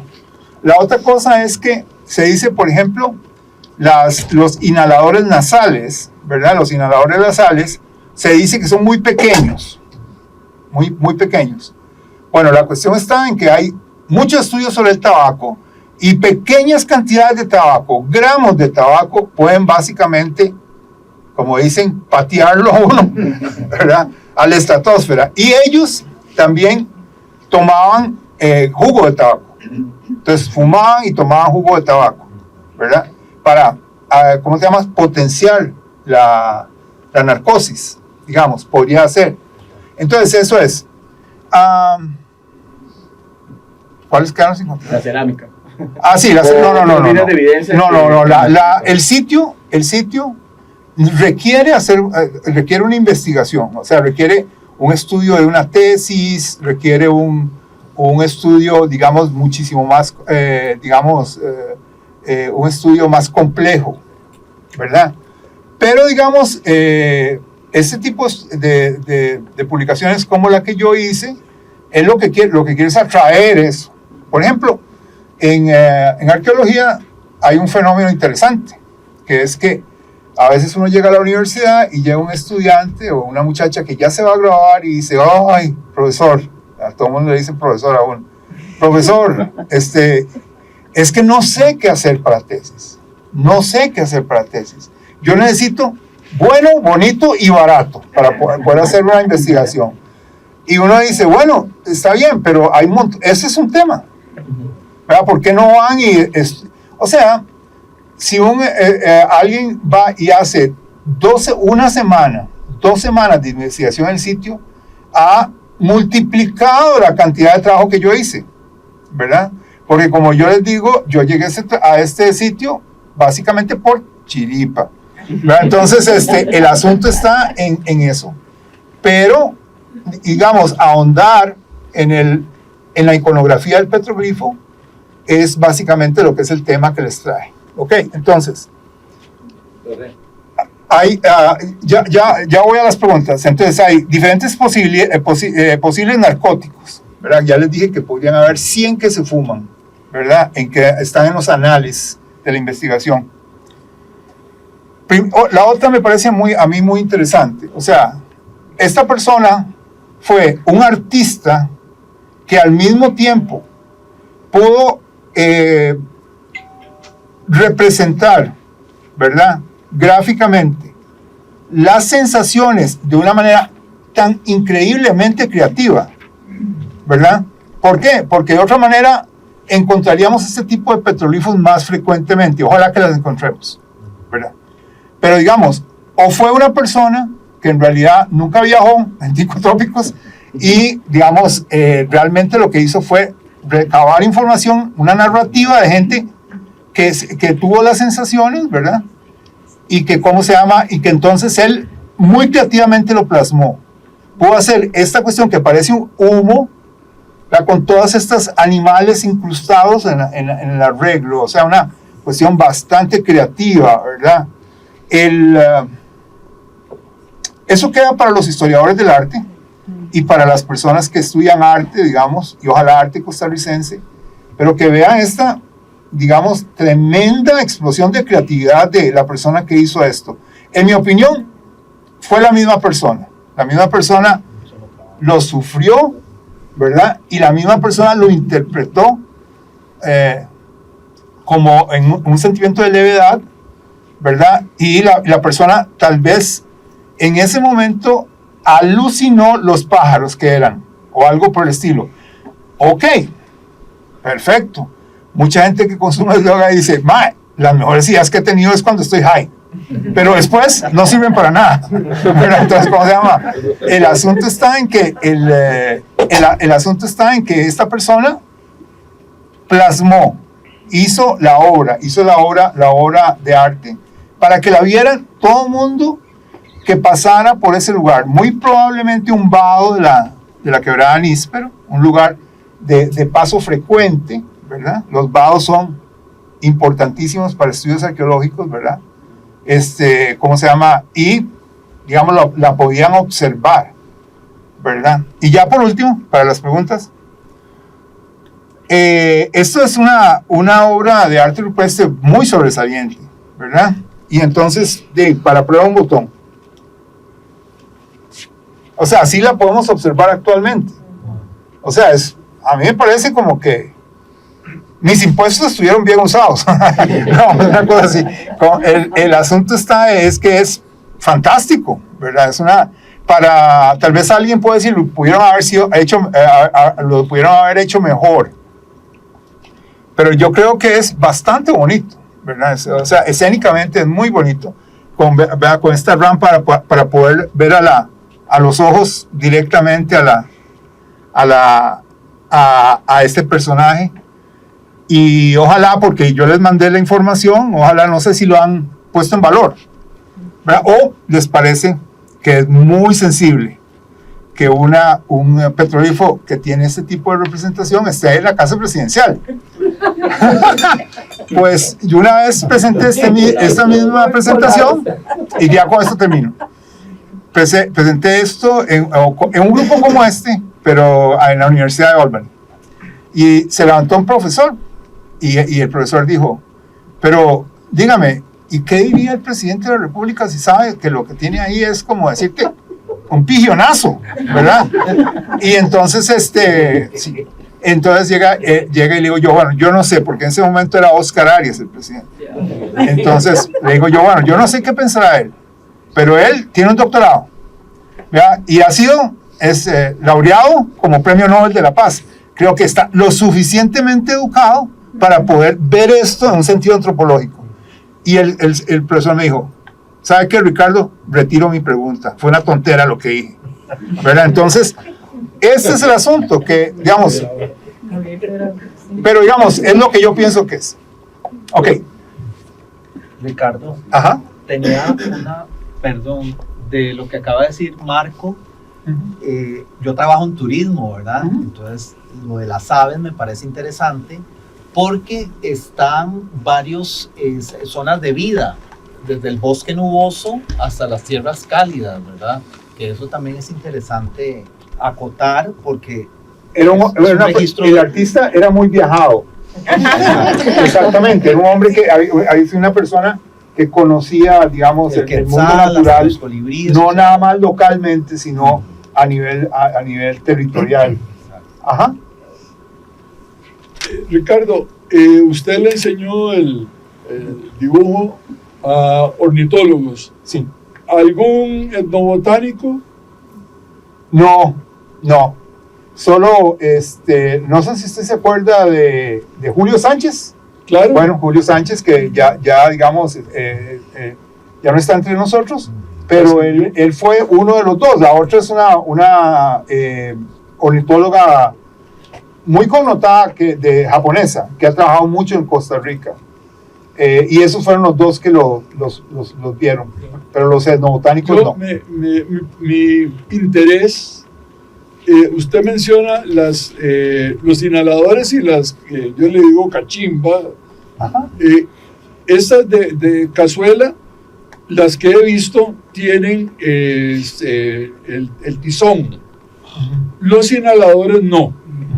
Entonces yo pienso, me parece lógico, que en los inhaladores lo que se ponía era alguna semilla, y estoy pensando en una miristicácea, virola koshni, una virola como la ayahuasca, que lo desvirolan a uno, sí, esa expresión me la enseñó Luis Jorge Poveda, que podría ser perfectamente el umbral o la entrada para esa situación tan tan psicodélica. No, totalmente, estoy totalmente de acuerdo, porque digamos, ayahuasca, que lo mezclan con ceniza, podía ser inhalado por los inhaladores, pero los inhaladores no han sido estudiados con residuos químicos, ¿verdad? Pero lo que dentro de la hipótesis del tabaco, perfectamente, muy poco tabaco inhalado por la nariz, ¿verdad? Perfectamente pudo haber cambiado. Pero para sumarle, pero la muchacha está levantando la mano. No, bueno, primero agradecerles por toda la investigación, tanto usted como los otros científicos que estuvieron en esto, porque muy sinceramente yo vi la foto y yo dije, eso es un jaguar, y ya. Y yo ahí, digamos, esa era mi interpretación, pero ya uno viendo que todo el análisis de todo lo demás, me dice, bueno, está bien, ¿verdad? Es mucho más sencillo pensar, es un jaguar, listo, ya está, a toda la investigación que ustedes hicieron para dar con todos estos detalles. Y bueno, con respecto a las preguntas, primero saber si se pueden visitar ambos sitios, tanto la piedra, no sé si se puede visitar, si uno puede entrar ahí, y si se puede visitar el sitio La Chiripa, ambos se pueden visitar. Claro, la Chiripa queda en la mitad de un potrero de una finca grande que se llama la finca Los Sueños. Ok. El silencio. Ok. ¿Verdad? Entonces es un potrero y prácticamente tal vez lo que uno puede ver es la cicatriz del camino precolombino. Ok. Porque estos caminos precolombinos quedan huella en lugares donde la topografía cambia hacia un escarpe. En otras palabras, usted no los puede ver en planos.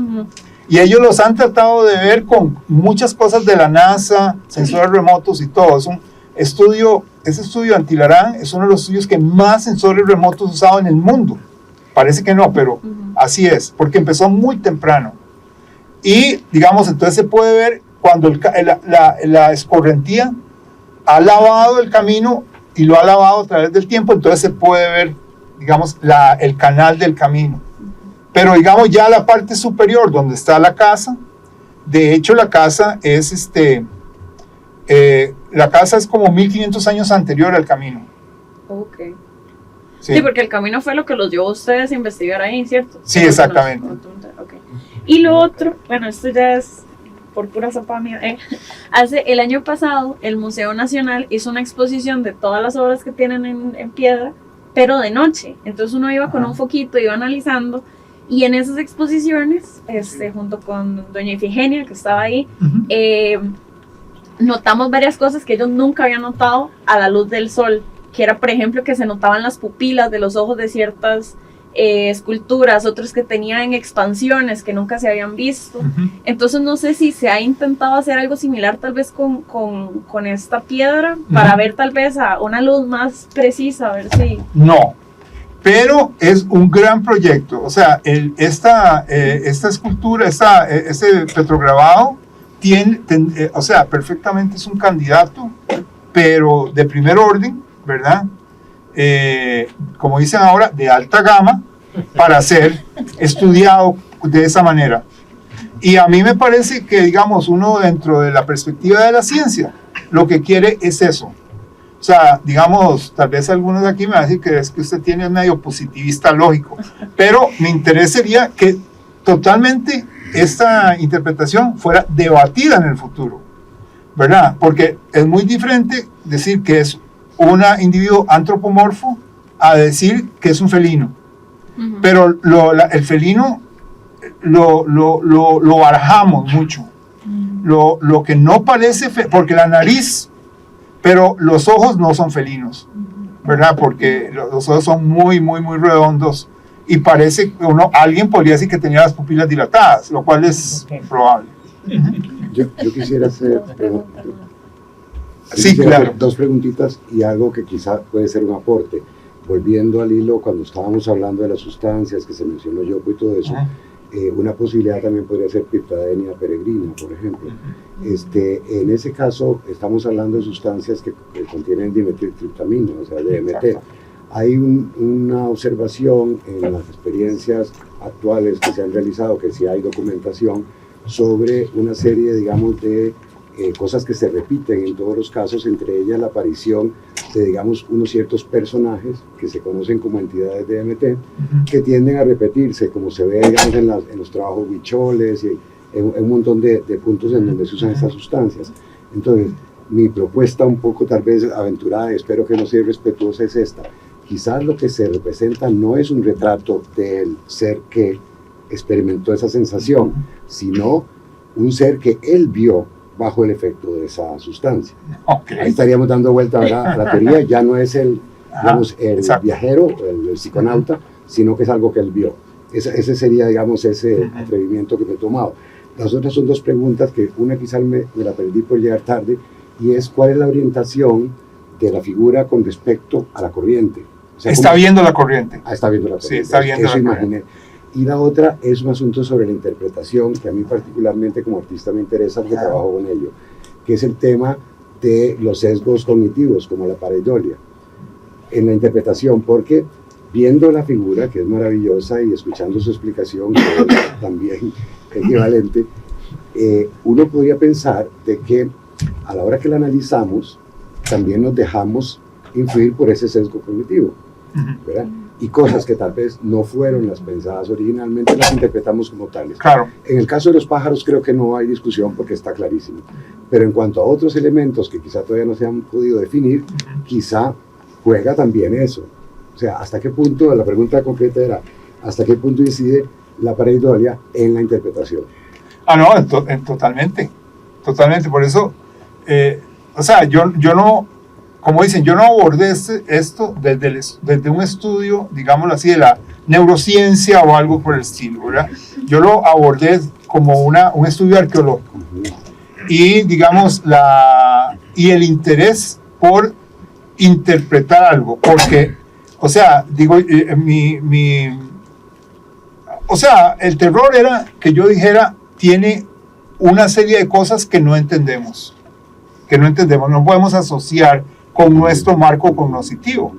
Y digamos, y viendo los ojos, fue una ventana, digamos, una puerta, ¿verdad? Como Jim Morrison, como digamos, ¿verdad? Una puerta hacia la cuestión hacia las figuras de las aves, que fue una cosa, como le digo, que yo hacía así como diciendo, pero esa es una A, y esa es otra, y esa es otra, ¿verdad? Y entonces ahí fue donde llamamos a los ornitólogos.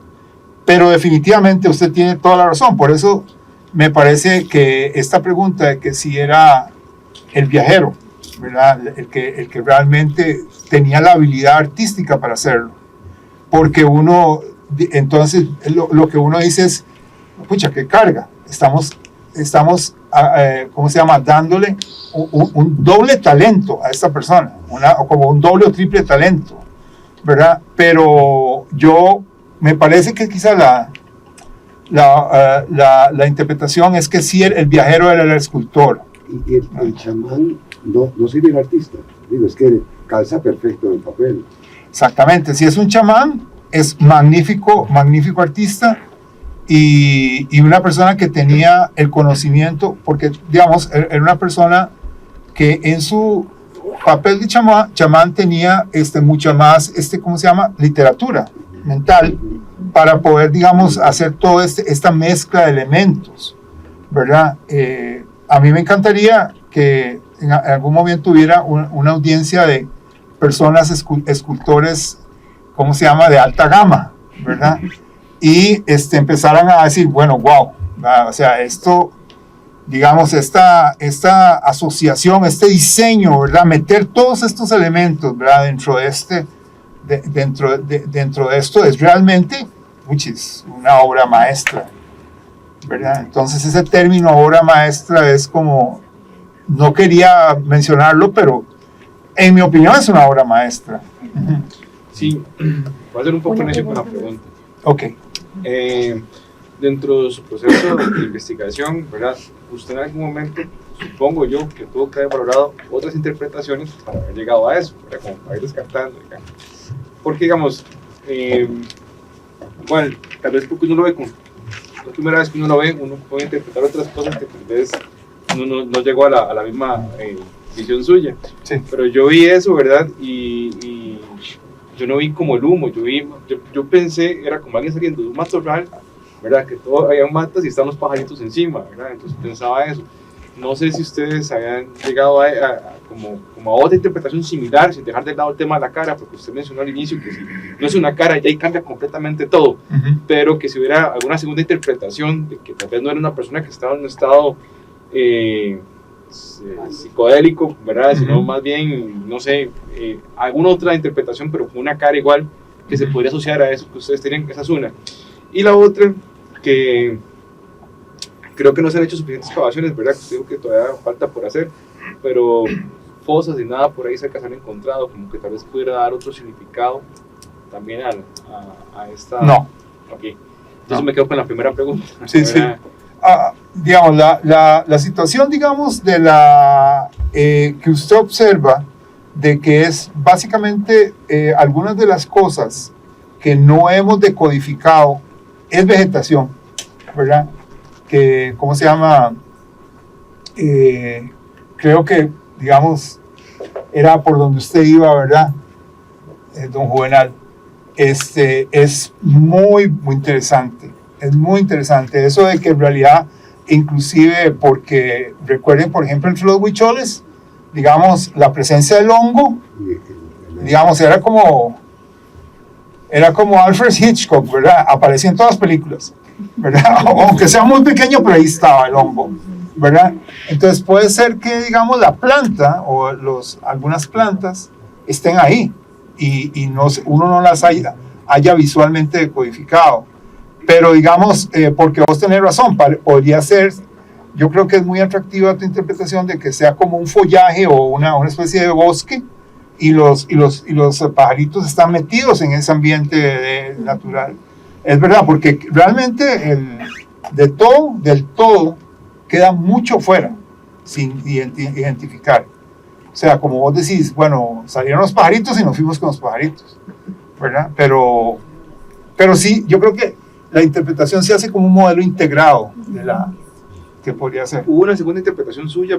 No, para nada. No, okay. Para nada. Pero Ricardo, esta quebrada níspero, uno mortal podría visitarla. Sí, claro. Sí. Y hay una entrada ahí, digamos. Hay una entrada de finca. Bueno, no, es una finca. Ajá. Digamos, ahí está la quebrada níspero.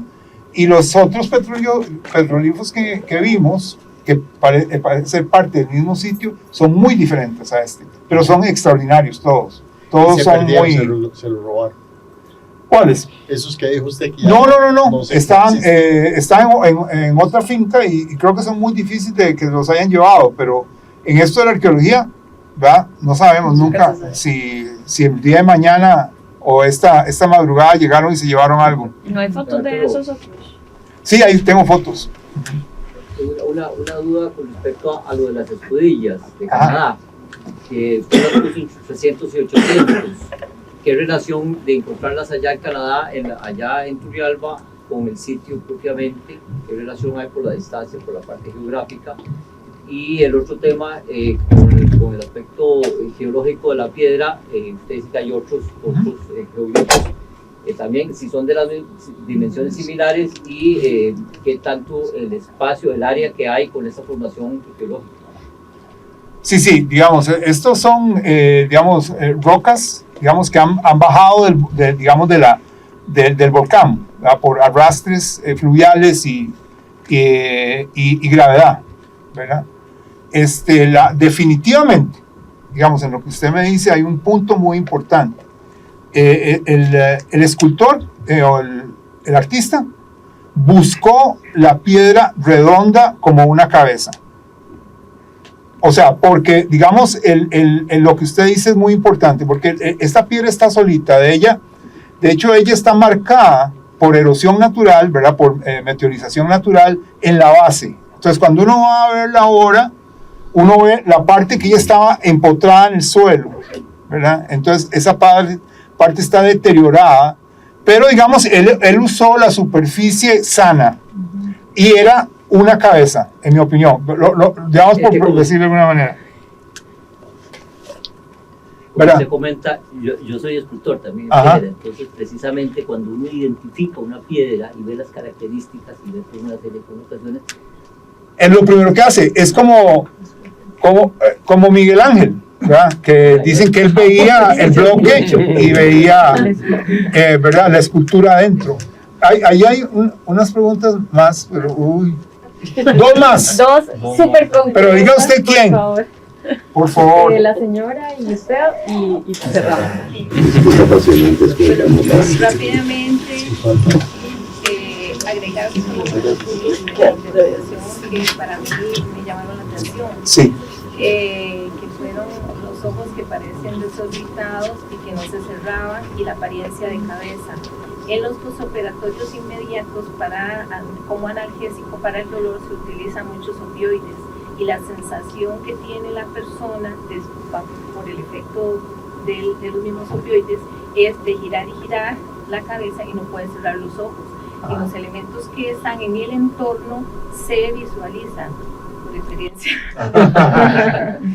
Entonces me llamó mucho la atención y me enganché de esa interpretación, porque si uno ve los ojos pareciera ese movimiento circular que se siente O sea, fue el efecto que yo tuve con los opioides, con una cirugía, ¿verdad?